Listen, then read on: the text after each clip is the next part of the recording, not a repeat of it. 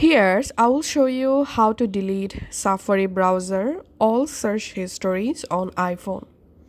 First of all, go to your iPhone Safari browser. Tap on this book icon at the bottom menu. Here, select this history icon or little clock icon. And here you will find your Safari all search histories. Now tap on clear. And here you can select a clear time frame or date range.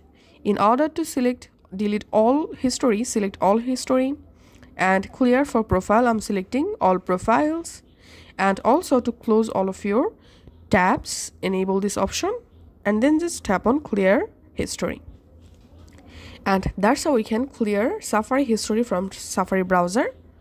And here's another way to do it. Go to your iPhone settings, scroll down, tap on apps, scroll down and find out Safari.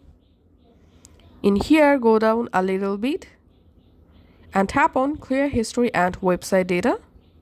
And from here, you can also delete your Safari search histories.